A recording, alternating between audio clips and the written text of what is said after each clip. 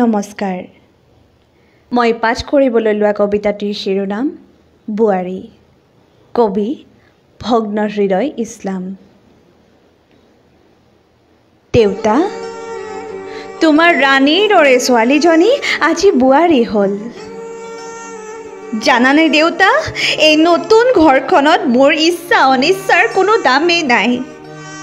গোটেই দিনটো ঘৰৰ সকলোৰে ইচ্ছা পূৰণতে ব্যস্ত থাকিব লগা হয় আগতে মই ভুল কৰিলে মা আৰু তুমি মৰমেৰে সকলো বুজাই দিছিলা কিন্তু এতিয়া দেখোন সকলোবোৰ ওলোটা দেউতা তোমাৰ মনত আছেনে মা মই যেতিয়া বেছি দেৰিলৈকে শুই থাকিছিলোঁ আৰু তুমি মোক মাতি মাতি মোৰ ৰুমলৈ গৈ মোৰ মূৰত তোমাৰ কোমল হাতৰ পৰশ বুলাই কৈছিলা মাজনী তোমাৰ গা বেয়া নেকি তেতিয়া যে মোৰ কিমান ভাল লাগিছিল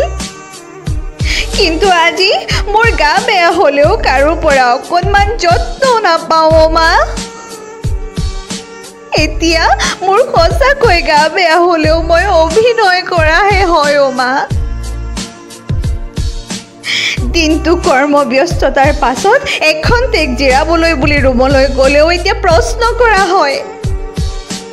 কিহৰ ইমান ভাগৰ এই সৰু সৰু কামবোৰ কৰোঁতে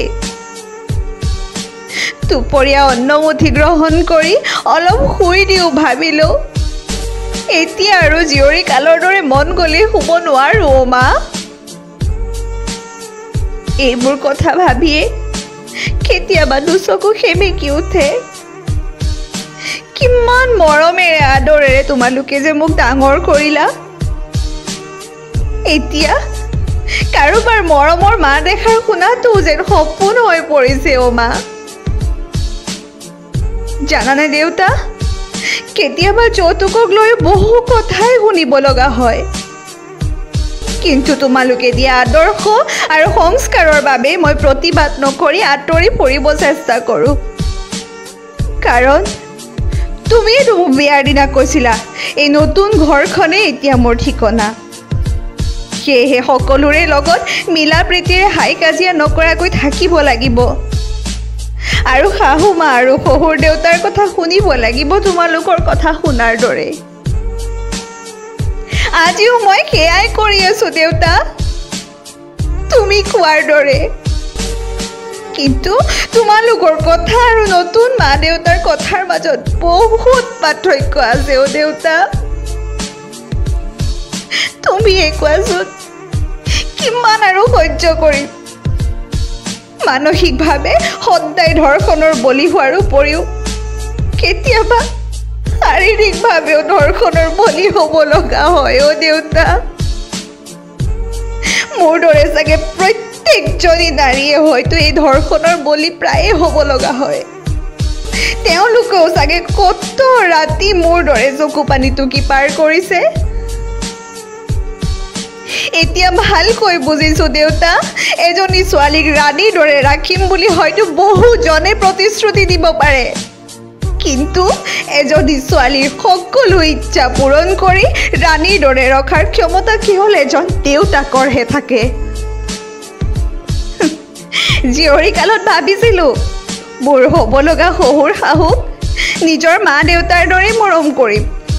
এজনী ছোৱালীৰ দৰে যত্ন ল'ম তেওঁলোকৰ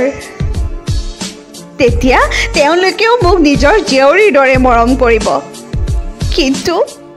মই হাজাৰ বাৰ চেষ্টা কৰিও তেওঁলোকৰ মন জয় কৰিব পৰা নাই দেউতা সঁচাকৈ ছোৱালী হৈ জন্ম লোৱাটো সহজ কথা নহয় সেয়া মই ভালদৰে বুজি উঠিছোঁ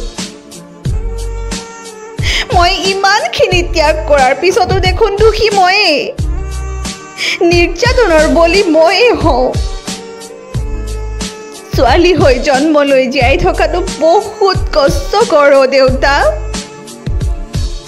কিন্তু দেউতা তুমি চিন্তা নকৰিবা তোমাৰ ছোৱালী দুৰ্বল নহয় তোমাৰ ছোৱালী এগৰাকী ভাল বোৱাৰী হ'বই মোৰ বিশ্বাস আছে দেউতা মই পাৰিম মাথো তুমি আশীৰ্বাদ কৰিবা দেউতা মাথো তুমি আশীৰ্বাদ কৰিবা।